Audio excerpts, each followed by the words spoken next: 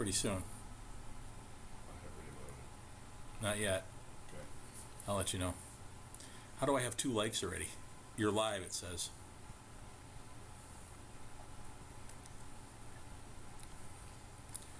All right. So do you see me or no? No.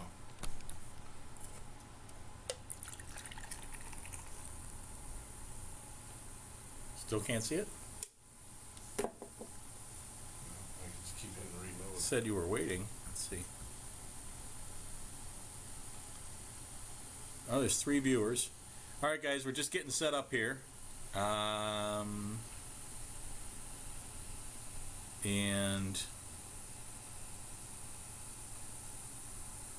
let's see. So you still don't see it, you said, Paul, right? No, not yet. All right, let me see what's going on here. Here, I'm going to send you this URL again. Maybe it changed. I don't know.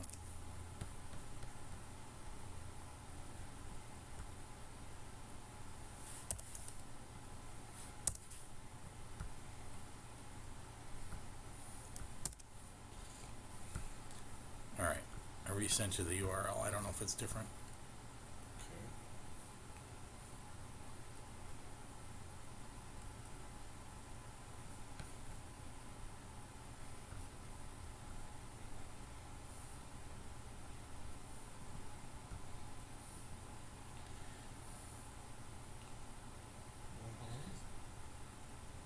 All right, so guys, I'm waiting for, we're going to have Paul, who helped me write my book, and he's going to kind of be the moderator for this to kind of help me with the comments and stuff. And for some reason, he's not seeing the live stream yet. I'm not even getting your email now. Huh. Check your.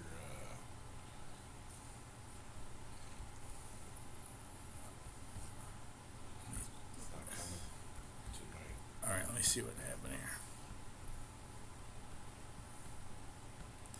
Sorry, guys. We'll be started in just a second here. I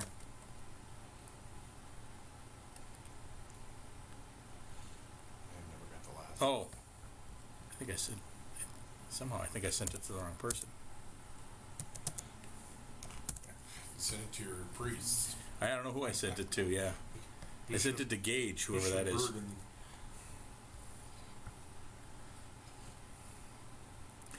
All right, so, hey, John, Blackjack Innovator, how you doing? Ed, John says he's here for some counting.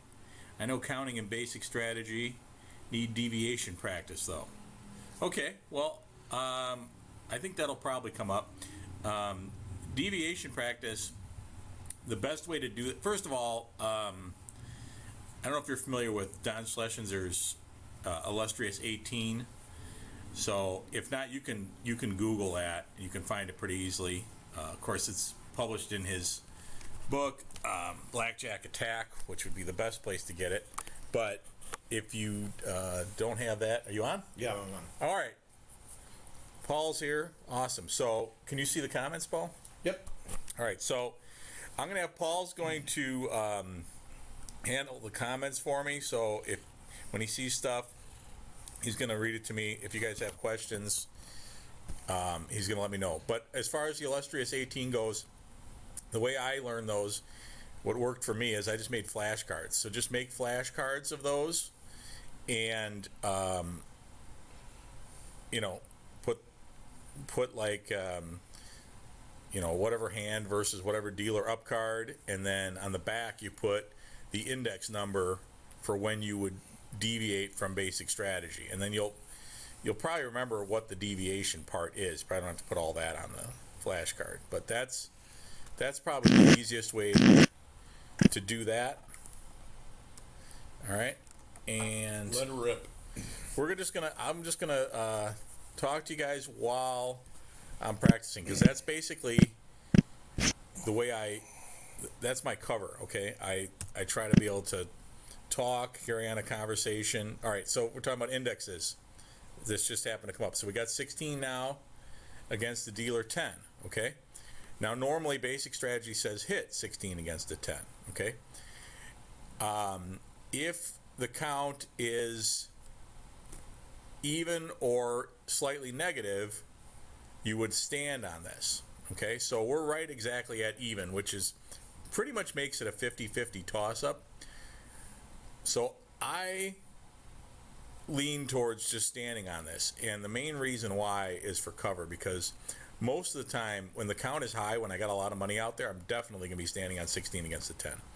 So it's rare that I would hit it. If it's really negative and I don't want to give up the EV and I don't care about cover, yeah, then I would hit it. But in this case, we'll just stand here because it's at even. And Blackjack Innovators wants to know how many decks are you playing with? Oh, yeah, thanks. That's a good question. This is 6 decks, and the rules are the dealer hits the soft 17. You can resplit. You can resplit aces in this one, and you can double it down after split, and you can double anything. And of course, we do get paid 3-2 on blackjack. All right. And okay, so, and I do have this set. It's a random shuffle, except I did tell the software to try to give me slightly positive counts so that we can get some fun situations and you can see me increase my bet and things like that. So, all right, good. Here's a 10 versus 8. You guys know what to do on this? That's right, you double down. And that's just basic strategy. And we lost, and that's okay. All right? We're still negative. I'm waiting for this thing to get positive. I'm hoping it will. Okay? 9 against a 7. You guys know what to do on that, right? Every chance you get to double down, you want to get more money out there. Because that's that how should you win at have this been game. a hit. Well, it didn't want me to double down. Why? Because it's too negative? All right, so let's see. The running count is -2, okay? Which means we're right around 0. And, 9 against the 7. What am I doing? Wow, because that's bad. 9 against the 7 is a hit. I knew that. The only time you would double down 9 against the 7 is at a true count of +3. So, 9 against the 6 would be a double down, guys. So Blackjack Innovator says maybe highlight the conditions on screen at some point because I'll forget. LOL. Like the rules and stuff like that. Okay. Well, in your next game, you can. I can do that. Next live, I can do that next time. Yeah. You can make a little note card on the side. So anyway, by the way, obviously, guys, I just screwed up. So basic strategy. When you have a 9, you double down 2 through 6. Any bust card. 2, 3, 4, 5, 6, you double down. 7, you would double down if you had a true count of 3. So obviously I'm thinking about this live stream and I'm talking to you guys and I'm not paying attention and I just screwed up there. I don't think, no, in fact, I know I've never done that in a casino, but so we do make mistakes. All of us do. So, all right. Okay, we finally got just a tiny bit positive now. Okay, we got a running count of 1. All right, but obviously, I don't raise. By the way, I don't raise my bet. I just stay at minimum, which in this case is $50, until we get to a true count of 2. Okay, and then at a true count of 2 is when you're going to see me start to raise my bet. And this is, like I've said before, this is not my real betting strategy. This is much more aggressive than what I normally do. I just thought it'd be fun to have, a lot of money out there. Maybe someday soon I'll be betting at this level, and also I usually spread to 2 hands when the count gets high, but I'm only using 1 hand in this case because I got a lot of comments on the last live show that you guys were having trouble seeing the cards. So I figured I would just play 1 hand. The cards should be a little bit bigger, so hopefully you guys should be able to see that better. All right, 16 against the 10, and we have a running count of 2 in this case. Okay, so that's a stand. All right. All right, and I'm waiting for this count to get higher. I told it to favor higher counts, but we're not seeing it yet. All right. Getting up there a little bit, but it's 2 right now. Okay, back to even. 19, soft 19 against the 10 is a stand, obviously. there's a good index for that too. If you have a bust card like a 5 or 6, 5 or 6 only, and you've got a positive count, like a true count of 1 or higher, that's a good double down, believe it or not. And it does freak people out when you double down on a soft 19, but sometimes I like to freak people out, because if they get upset and they leave the table, then that's more cards for me, especially in a positive count. So if it's a negative count, then go ahead. There's a comment. Yeah, so Eduda says, do you change your bets at half true count increments? No, I don't. That's not, well, not really, not officially. When I design my betting strategy, I base it on full true counts. But in reality, when you're at the table, sometimes I will. You want to make your bets like look reasonable somewhat.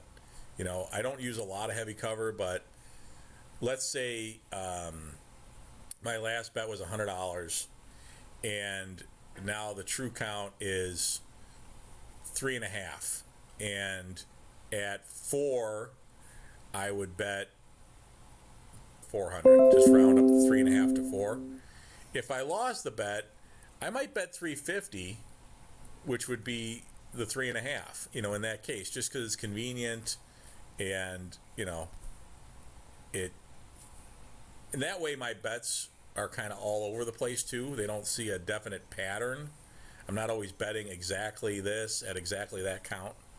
So I do kind of do that a little bit, but as a general rule, no, I don't. I just do it in full count increments, and I round up.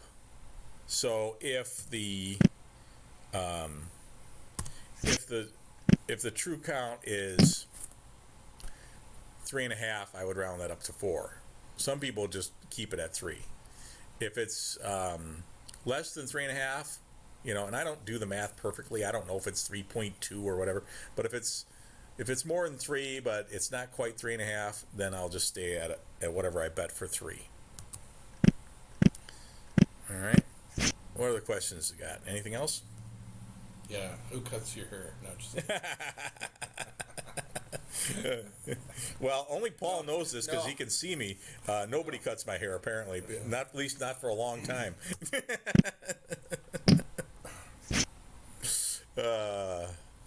So. And Duda says thanks. You're welcome. You're very welcome. All right. And so where's our high counts here? We're still at a running count of 1. And well, that was a nice hit. All right. How come when you get a perfect hit, the dealer busts? You guys ever notice that? I sound like a ploppy now, I know. Okay, 10 against the 10. So if we had a true count of 4 here, because remember, somebody, I'm sorry, I'm forgetting the name now, wanted to talk about indexes. So the index for this is 4. If we had a true count of 4 or higher, this would be a double down. But since we don't, it's less than a true count of 1, we would just hit this. All right, we get 12. We got to hit it again. 18. We didn't make it. All right. But at least we didn't double down. That wouldn't have been good. Okay. So we're at about a true count of 1 now, and I still stay at my minimum bet in that case. All right. And stand on that. And lose, of course. But we are finally able to raise. I got a running count of 8. Hopefully I'm right. And there's about 4 decks left in there. If you guys, I don't know how well you can see that discard tray. But it's 6 deck shoe, so there's about 2 decks in there. There's about 4 decks left. And we got a running count of 8, so I would bet. And by the way, I can check. Let's see if I'm right. And so I'm saying the running count is 8 and the true count is 2. See how good I've been doing. Okay. So I don't know if you guys can see this, but there's the thing there shows remaining decks 4, running count 8, true count 2. All right. So this, I'm just showing you, DarkStar. That's probably what they see. Oh, yeah, over there. But what you want to look at, so you can't see the shoe, but you don't want to look at the shoe anyway as a card counter. You want to look at the discard tray, which is over here on the left. Mm-hmm. And that's where you want to, so if you see 2 decks in there and you know you got 6 decks, then you got 4 decks left. Okay. All right. So we are going to raise our bet here to $200 because we have a true count of 2. Let's see what happens on this hand. All right. We should get big cards now. We got 18 against the 5, which is great. Okay. And we pushed, which is okay. And I don't mind because our running count is 9 now, and so we're still at 2. So we're still betting 200. 12 against the 5. Hopefully he should bust. No, he didn't. We lost that one. But we're still, actually, it's up to 10 now. So this is, okay, so 10 with like about 4 decks left. That's 2.5. So let's call that 3 and bet 300. Bet above table maximum. Oh. Click the limit sign at the upper left to change. I got my max set too low. My table max. Alright, there we go. Now it'll let me bet. Alright, blackjack. It's beautiful when it actually works out. And it looks like card counting actually works. Now, with that blackjack, that lowered our running count down to 7. Which means we're back down to just betting $200. So we're going to take our profits off of the blackjack. And let's see if we can do it like we would in the casino. We'd take that off. And, well, we would just try to take 1 black chip off in normal cases. But we'll plop it out there. We're going to put 200 out there. And deal. All right. All right. So now we're up to 10. And we got 7 against the 5. And we got 15. All right, we lost, but our running count went up to 12. Okay, and we have like 3.5 decks left. So let's call that 4 and bet 400. 12. Love those 12s against the 3. Now 12 against the 3. You guys know basic strategy says hit, right? But now with this high of a count, if the count is this high, you're definitely going to stand on this. Okay. All right, see, this is what happened. This can happen in real life. You see all the small cards come out? Now, am I upset that I lost? Even if this was in real life, no, I'm not upset that I lost. I'm happy because all those small cards just brought our true count all the way up to our maximum, which is, in this case, anything over 5, I'm betting maximum. So we were definitely over 5 for our true count, and so I'm betting the max. And there it is, blackjack. So that's, I didn't plan this. Okay, these are just random cards coming out of here, but it could not have worked more perfectly. You saw me lower my bet to 200, and I lost. Great. So what? So I lost. Now I bet 500, and I got a blackjack. All right, that is the beauty of keeping track of the count. Okay, we're still at about 5 for the true count, so we're still betting max here. Insurance. Yes, we do want insurance because we're over +3 for dealer has the true blackjack, count, and dealer does have blackjack. All right, now running count, I got 13. Okay, divided by 3, so we're at about 4-ish. So we're gonna lower our bet a little bit. Okay, stand there and get killed. All right, but the count went up to 15, so we can go back to $500 because there's like 3 decks left, so we're at exactly 5 for true dealer count. has blackjack. Dealer got blackjack. That happens, right? We don't know where the big cards are going to go. We just know the big cards are coming, and that was 4 big cards just came out, which brought us down. Right, we're at 15 minus 4 big cards. Everyone, hopefully, you can do that math pretty quick. 11, right? With 3 decks left, so that's about 4. So we'll go down to 400. Okay. And, okay, there we go. This is perfect. 10 against the 10. Remember what I told you guys earlier? The index is 4. True count of 4 or higher, we double down. So we're going to double down on this. Got 19. We lost. Happens. All right. We're still at about the same count. So we're going to bet 400. 17 against the 6.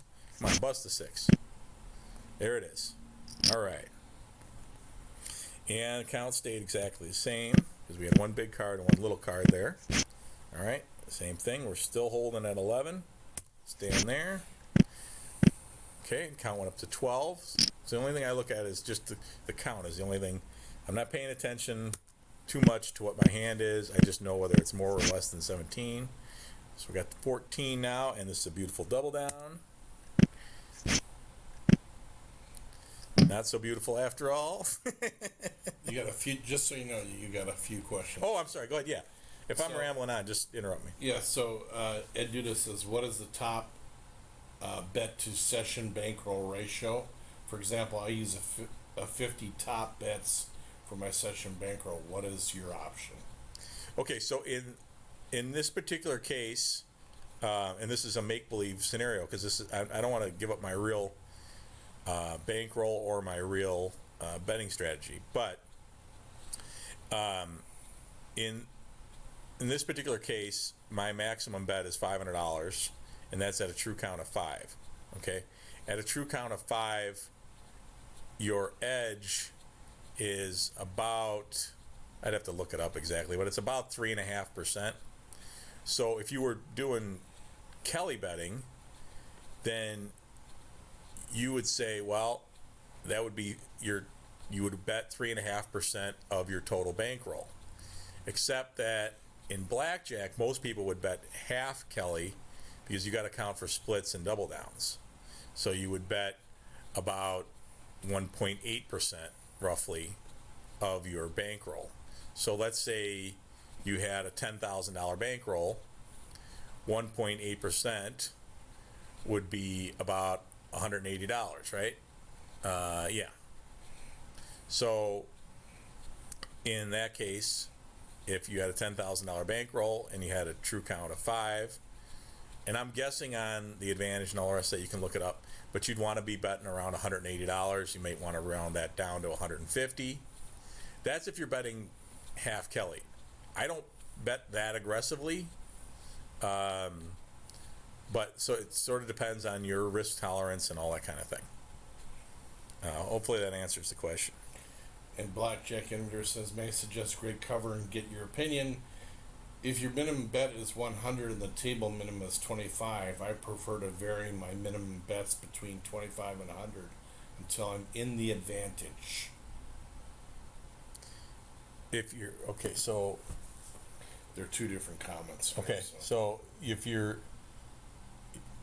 first to read that last part again. If your minimum bet is 100 and the table minimum is 25, Oh, I see. Okay, I got you. So the table minimum is 25, but your minimum for your strategy is 100. Then you would vary your small bets anywhere between 25 and 100. Well, that's not a bad idea, but I don't think that that's giving you any cover. You said you would do that for cover. Better cover would be to just bet the 100 all the time, because I assume if your minimum bet is 100, then your maximum bet is got to be at least 500 or 600, maybe 1,000. You know, I mean, I like to use at least a 1 to 10 spread or more, you know, to get that EV. So by going down and betting 25 once in a while, that's a good idea in terms of your expected value. That's a good idea in terms of your bankroll, especially if you've got negative counts where you'd rather be not betting at all. But if anything, it's going to get you more heat, not less.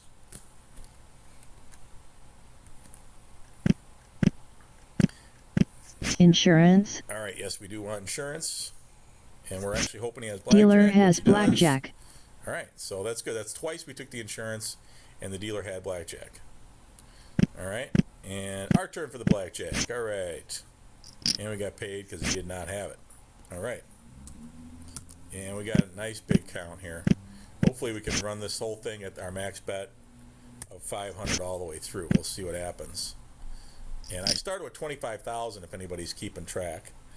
And we're at like 10 now with 2 decks left, so we can still stay at 500. Down to 8. 7.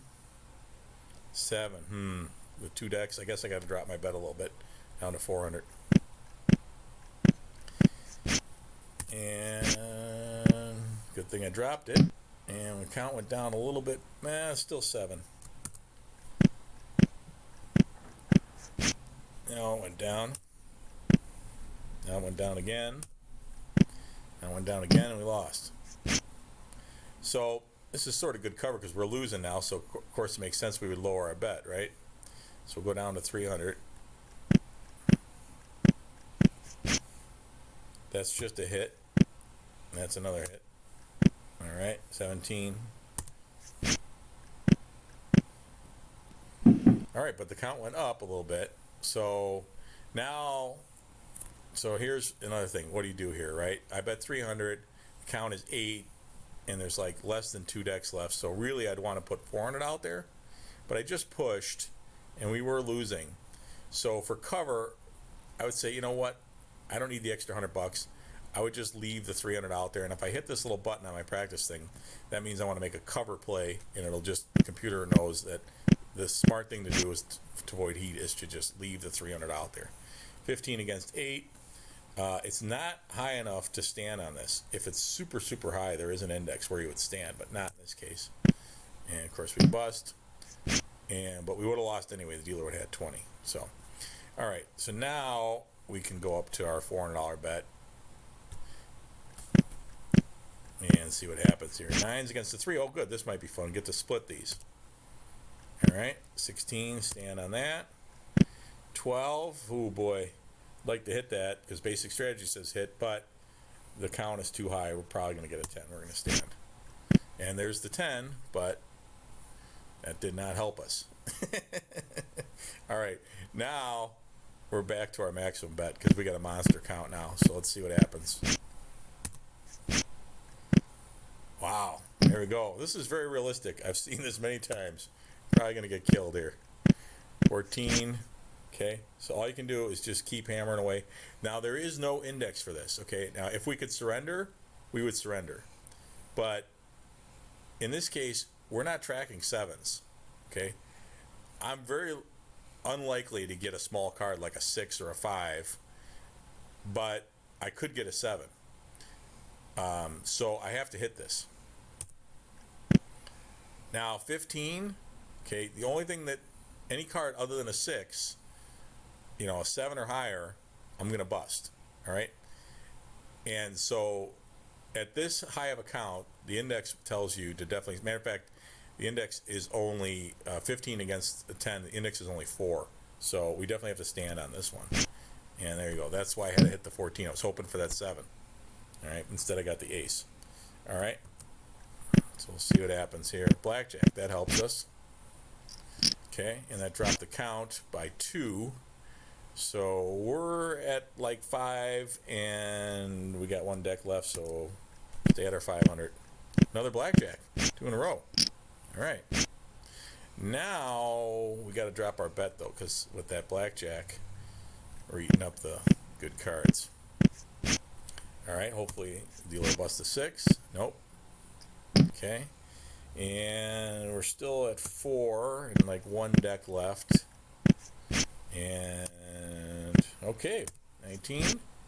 Nope. 21 for the dealer. All right. All right, our count went up to 7, and we would double this no matter what. All right, busted. Okay, and we got a nice juicy count again. All right, so we're going to go bet our maximum of 500. Blackjack. All right, we might get most of our money back after all. Nah, maybe not. We were at 25,000. Okay, 18 against 7. We'll just stand on that. And we made it. All right. And boy, we used up a lot of cards there. We got 3, but even though the running count is 3, there's only about half a deck here. If you guys, I don't know if you guys can see that or not, but there's only about half a deck. So I'm still going to bet maximum. Yeah, they can see it. Okay. And he's got a bust card. Hopefully he busts. There it is. All right. And we went down by 1, so let's drop our bet down to 400. This is the last one. And 17 against the 2, stand. And he beat us. So 24,150.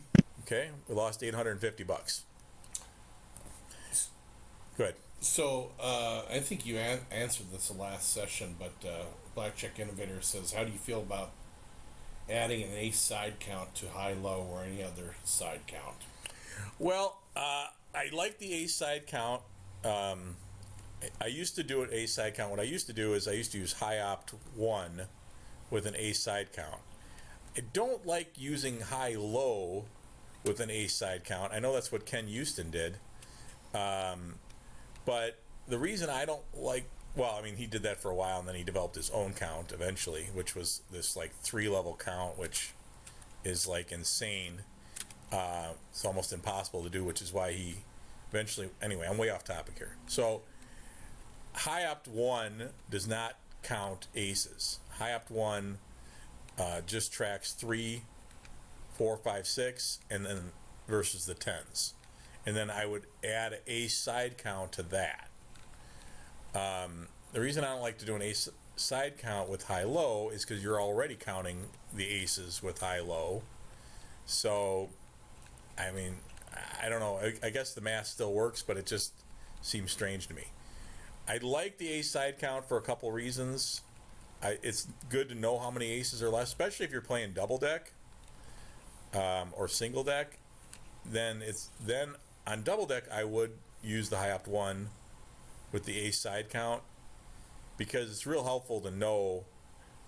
For example, with double deck, it's not unlikely at all to end up with no aces left at all. So even though now you might have a high count, but there's no aces, so you're probably not going to double your 10, even though the count is kind of high. Like if you have 10 against a 10 and you have a true count of 4, the index says double that. But if you have no aces, I'm just going to hit that because I'm not going to get a 21. You know. Also, you know, there's other times when it's helpful to know if there's 0 aces. You know, especially on double deck. The reason I don't do the ace side count anymore, like with 6 decks, is I can do it, but I'll just be honest, it's hard for me to keep 2 counts, the regular count plus the ace side count, plus carry on conversations with people. And talking a lot is my cover. If a pit person comes over, I'll definitely talk to them. I'll even make eye contact and all the rest of that. It's really hard for me to do that and keep 2 counts. I can keep 1 count and do that, no problem. But I'm just realistic about my abilities. So Supernatural says, do you have any experience edge sorting double deck? I don't. I've never done any edge sorting. That's not something that I've ever gotten into. I've been trying to learn shuffle tracking a little bit, but there's very few places that I find where you could actually take advantage of that. No, I haven't. Have you done edge sorting? And how, maybe you can tell us how's that worked out for you, or are you just curious?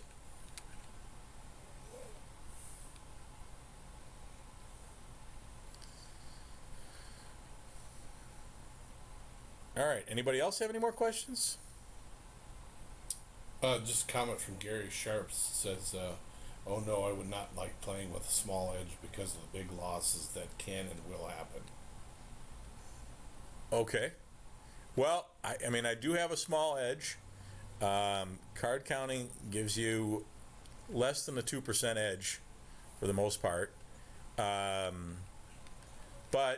the casino, here's the way I look at it. The casino has a 0.5% edge against a basic strategy player. And not everybody knows basic. Matter of fact, most people don't know basic strategy. So let's say they have really about a 1, maybe a 1.5% edge against the average player. They do quite well. They have a huge bankroll, much larger than mine, but it's amazing how that small edge can add up, because you got an average edge of say 1.5% as a card counter. but that's average on every single hand. So that adds up over hundreds and thousands of hands. You do have to have the bankroll to be able to sustain the big losses. And so that's why I play with a real small risk of ruin, less than 2%. And if my bankroll, my total bankroll, got cut in half, then I would have to change my betting strategy, lower my bets so that I still keep that 2% risk of ruin. So that's why when you figure out what you need your bankroll to be, if you're going to do this as a full-time job, before you can think about doing that, you got to think about, okay, so what would be, if I was going to be red chipping it, if I'm going to find, say, it's pretty hard to find anything $10. You got to plan on like a $10 minimum. Pretty hard to find $5 minimum tables. There are some, but there's not a lot. So figure that $10 is going to be your minimum. Figure out what your minimum hourly needs to be, and then, so let's say you figure I can survive, I can get by somehow if I made $20 an hour. I don't know if that's enough, but let's say you think that's enough. All right, so let's say you figure, okay, if I find a $10 minimum bet table, I can spread my bets, and you got to use like Casino Verite for this to figure out your betting schedule and all the rest of that. In fact, I don't know how well this will show up on this screen because I got it zoomed in here. I was going to say I could pull up Casino Verite for you maybe. Well, I'll just talk about it. So let's say you figure out if I bet between 10 for my minimum and 100 for my maximum at the casino that I can play at that's near my house, I can make $20 an hour. Okay. I would say, so that's the minimum. I wouldn't say you can start doing that now. I would get the bankroll up to a high enough level to where you could make double that. You could make $40 an hour, and maybe that means your minimum bet could be $15 and your maximum bet could be $200 or $250. That way, worst case scenario, you lose half of your bankroll. Now you go to plan B, which is the 10 to 100, which gets you the $20 an hour. Okay, that's the way I would want to plan it. Now maybe that, for some people, that's too risk averse. It depends on your situation. If you figure, okay, well, I'll just do it at the minimum that I can, and then if I lose almost all my bankroll, I just got to go back to work. And if you think you can just easily pick up and go back to work, then I guess that's one option. So, other questions out there? So Blackjack Image says, have you developed any other advantage skills not common to counters? Well, like I said, I've been working on shuffle tracking. Sometimes there's things that come up.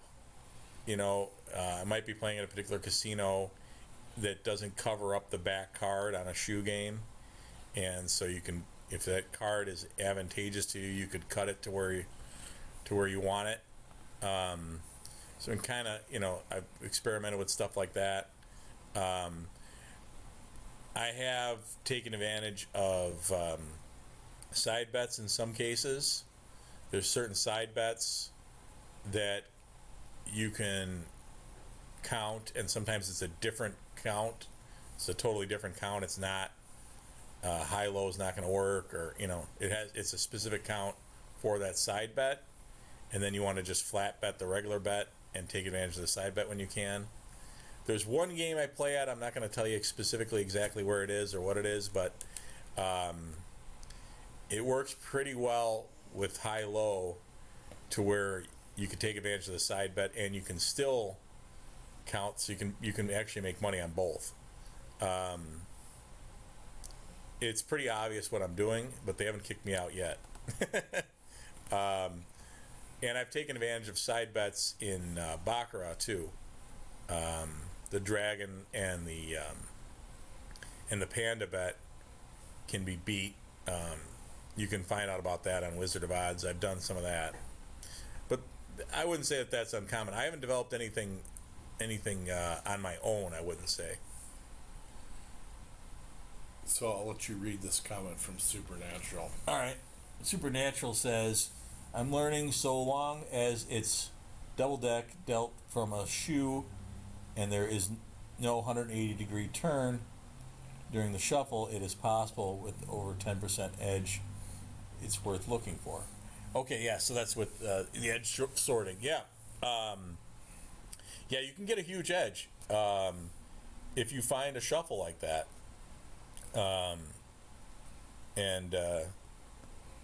Good job. So, you guys want me to play another shoe, or what do you think? Or have we had enough? Well, I'm sure they probably... You got 8 people watching, so Why not do another shoe? Yeah, one more shoe. All right, let's do another shoe, guys. All right. And They're probably all at work right now. sure. They're air traffic controllers. All right, so we got 8 against the 3. We just started, so this is not high enough to double down on this. So we'll just hit that. And I think what I'm going to do is pretty much just play, and then I'll wait and see if Paul has any comments for me. Yeah, Blackjack Innovator says, do you prefer to play during a specific time of day, and how many players do you like to play with? As few players as possible. I love one-on-one. So as few players at the table as possible. As far as time of day,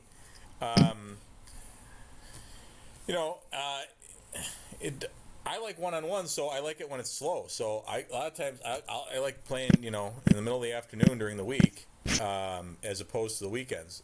However, the weekends are better for cover because the casino is busier, and so, you don't get as much attention, and obviously we want as little attention as possible. So, but, if I had my druthers, I would just, work from like noon to 10 every day, just because that's the hours that I like. Are you recording anything? So that's and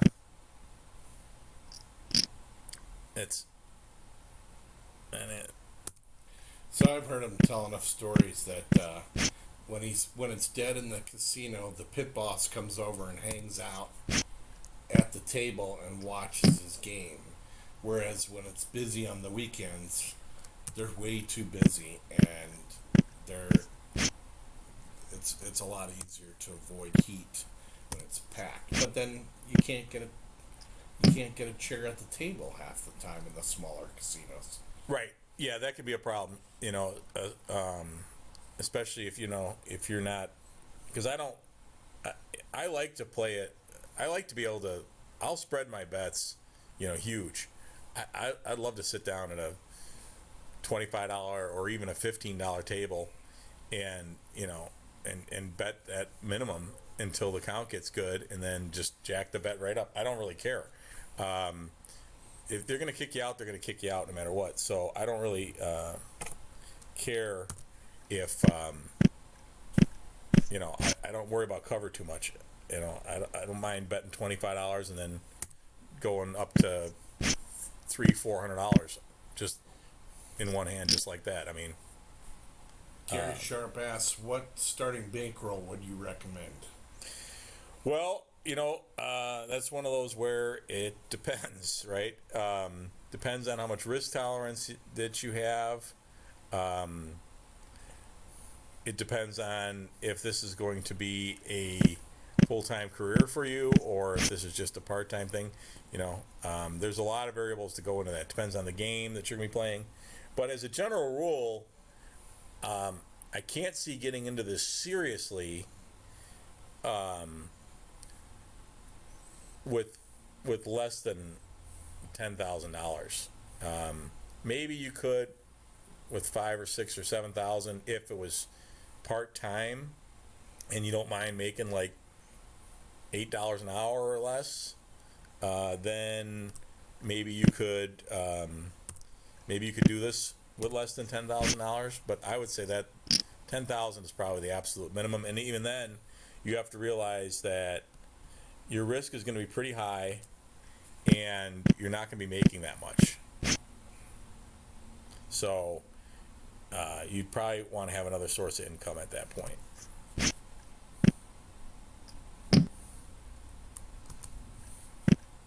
That's the thing a lot of people don't understand. I'm glad you brought that up. It's a good question, because a lot of people think that, and there's a lot of bad information on the internet. There's a lot of, I don't know what you'd call them, but people selling you stuff that is just BS. That that you can. They'll tell you they have some strategy where you can go to the casino with $100 and turn it into 10,000 or something. That's just not going to happen. Not that it could happen, but you could win the lottery too. So buying 100 lottery tickets a day would not be a good advantage play strategy, right? So Stu Yoder says, hello, DarkStar. hey, Stu, what's going on?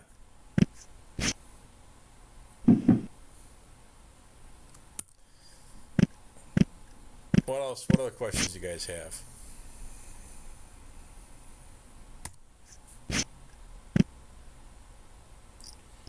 Chris Garrett says, how about ace tracking, like what Tommy Highland was doing? Oh yeah, that's cool. I don't do that. It's something that I would like to learn someday, but it's not something that I currently do. But yeah, Tommy Highland has been a professional blackjack player for longer than anybody. He's had an amazing career, and he's still out there playing. Tommy Highland is sort of my new hero. When I first started to learn about this, I read Ken Houston's book, and Houston was good, but Tommy Highland is better, and Tommy Highland is, in my opinion, he's probably the best blackjack player of all time. There's some people that would probably argue with that, but that's my opinion. Gary Sharp says, how many hours do you play in a day? Depends on the day. It depends on where I'm at. So that's the big learning thing for me was I thought I was going to be able to play a lot more hours than I actually can. And there's a lot of reasons why you can't play as much as you'd want to. One thing is it takes time to get to the casino, right? There's drive time and all the rest of that. So ideally, I would like to play for like 12 hours. But that's usually not going to happen for a number of reasons. First of all, very few casinos would let me play for 12 hours. I'd probably get, after about 3 or 4, you can usually sort of feel the heat coming on. Unless you haven't had any good high counts and you haven't been raising your bet. But after like 3 or 4 hours, usually you can feel like, okay, they're watching me, they're getting ready to ask me to leave, and depends on where I'm at. If I'm someplace where I'm not planning on being back there for a long time, then I might just wait till they ask me to leave. If it's someplace that I want to be able to go back to, say next month or something, Insurance. then I prefer to leave before they ask me to leave, because that way it's much easier for me to come back. So 3-4 hours per casino is usually about the best that I can hope for. And if I'm in a place like Vegas, well, then I can just hop from casino to casino, and then I'll play for 12 to 14 hours a day. But you have to be careful that you don't get fatigued, because when you get fatigued... Yeah, that's a good point. Yeah, right. And every day is different. If I start feeling really tired, if I'm sleepy and I think that I'm not concentrating, or I'm finding it hard to concentrate, well, yeah, then I leave. You don't want to make mistakes. Mistakes will kill you. And so, yeah, if I think there's even a slight chance that I might make a mistake, yeah, then I'm leaving. That's why I've heard people say they can do this. I cannot drink when I play. I can't. I've found that if I have even, maybe I can have half a beer. If I have even one full beer, I feel that my concentration is being affected, that I might be making mistakes. So I don't drink at all, and I don't think that hurts me in terms of cover. Insurance. So Ed Duda says, when I start to increase my bet, people in general start Dealer watching me has play, blackjack. especially when betting black. Yeah, if you're at like a $10 minimum bet table and you start betting black chips, people will start paying attention. Yeah, not just the pit. Sometimes other players. Sometimes people stand. I had a situation not long ago where I ended up with a crowd behind me, and I knew that I was getting close to the end of my welcome anyway. So it was a really high count. I was betting purple chips actually, and the table minimum was 25, and so even at a $25 table, we weren't in high limit or anything.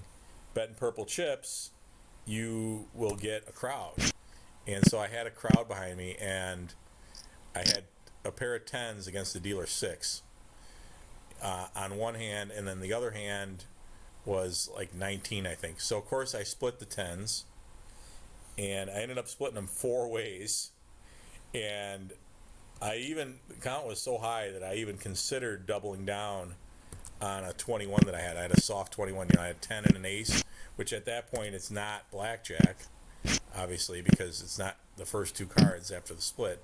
So I almost doubled that, but I didn't. But anyway, the dealer busted. I won the whole thing, and then I just colored up and got out of there. The pit was on the phone. They were over looking at my bet, talking about me. I mean, it was so obvious. And I colored up, and the dealer said, "You leaving?" I go, "Yeah, well, yeah, your boss is about to ask me to leave anyway." And he actually laughed and said, "Yeah, I know." And I almost didn't. In that situation like that, you should probably just leave and go to the cashier a different day. But I wasn't. It was a situation where I didn't know when I was going to go back to that casino, so I actually just took my chips to the cashier and got my money. I had a little trouble over there. They wanted ID and all that for the chips, but I wouldn't give it to them, and they eventually gave in and gave me my money. So Stu Yoder says, do you think blackjack is flooded with AP players? Do you notice them when you're playing? I don't usually notice other APs when I'm playing. Occasionally, I will see another AP. I've even seen, I even saw a guy get backed off right in front of me, where I think they actually asked him to leave, or at least not to play blackjack. That happened a couple of times. But most of the time, no. Most of the time, I don't see other APs. Most of the time, I see a lot of bad blackjack players. A lot. A lot. That's why I don't think that casinos should worry so much about APs, because there are some APs out there. There definitely are. And sometimes I worry that doing stuff like this, I have a training video out there. I teach people how to do this. You guys learn a little bit from me on these YouTube things. And then there's other people like Blackjack Apprenticeship that does a really good job of training people. And sometimes I worry that people like me in Blackjack Apprenticeship are creating too many APs. I do think about that. But for the most part, there's not that many APs out there, and smart casinos would just not even worry about that, because there are far more terrible players, and I mean like not even close to basic strategy, to where the house edge is probably 5% with those people, to where they shouldn't even that more than makes up for anything that people like me take from them. Way more. You know, I'm not gonna. An AP is not gonna. Even a guy like Tommy Highland is not gonna bankrupt a casino.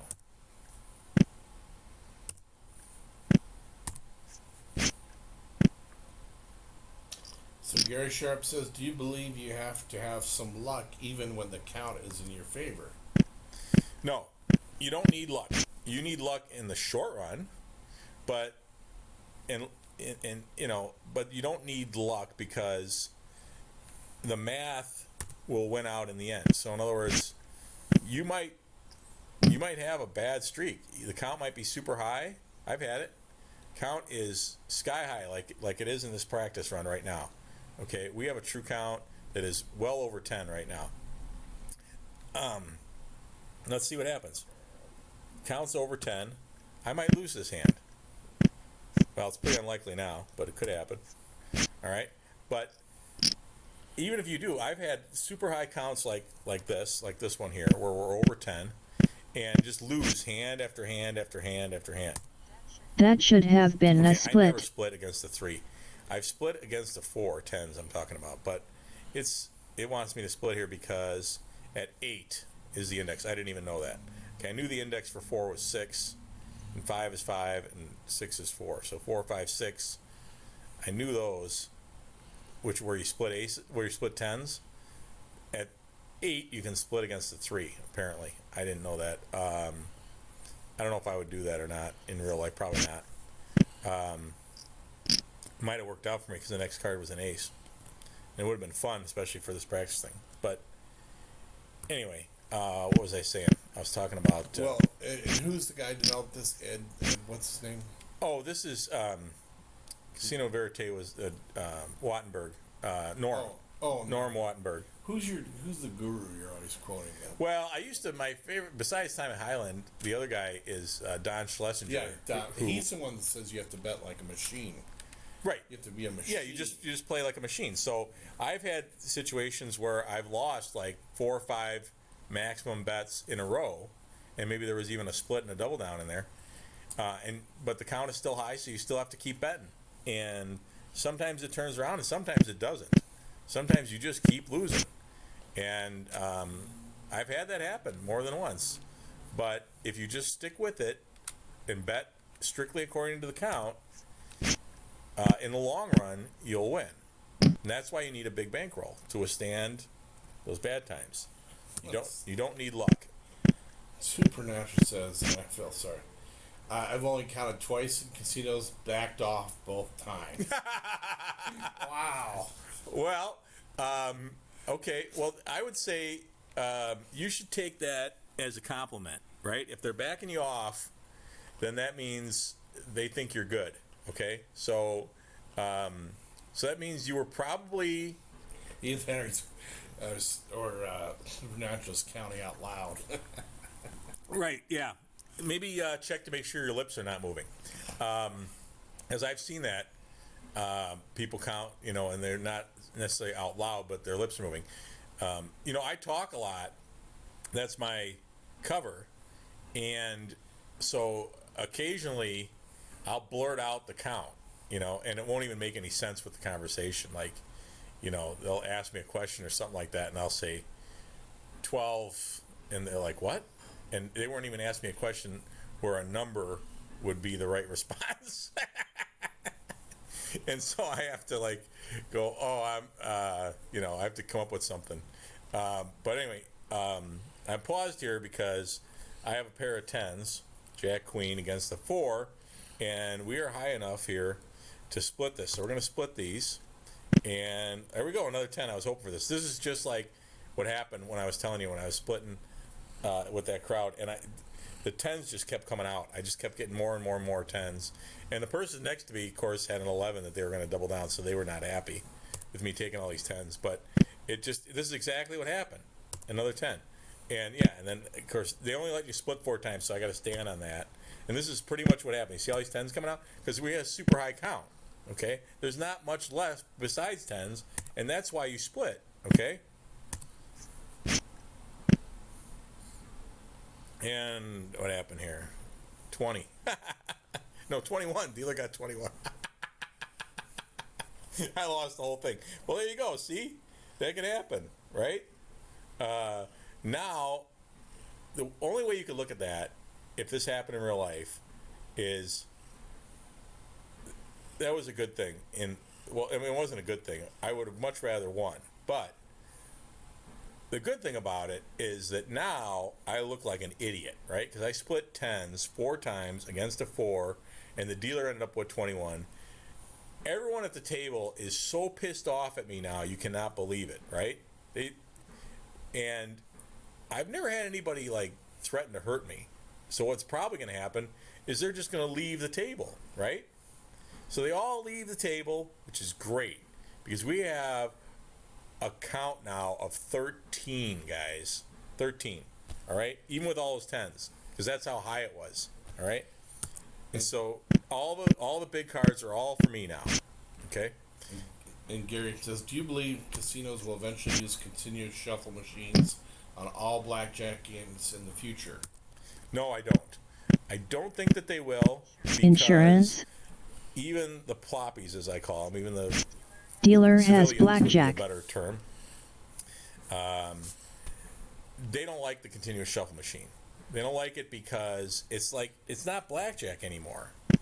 You know, it might as well be like roulette or something, where you know all the cards are constantly being mixed up. You could get any number of cards in a row. I mean, it's crazy. So no, and if you notice, you won't see continuous shuffle machines on anything higher than a $25 minimum bet. I've never even seen it on, I don't know if I've even seen it on a $25 minimum bet table. You're going to see that on 10, 15, but you won't see that on a $50 minimum bet table or even a $25 minimum bet table. Because people that play a lot of blackjack and play at that higher level, they refuse to play the continuous shuffle machine. And thank God for that, because that's why the casino's not going to be able to do that. Double down is the correct play. Because we got a high count. Yep. That's okay. Let's see what happens. Yep, we would have won our double. Would have been a good double. But so that was an index that I missed there, but I just played basic strategy, which is not technically wrong. If you play basic strategy instead of the index, it's just you could get a little bit more expected value out of playing it according to the index. So, DarkStar's getting ready to wrap this shoe up, so if you have any more questions, let them fly.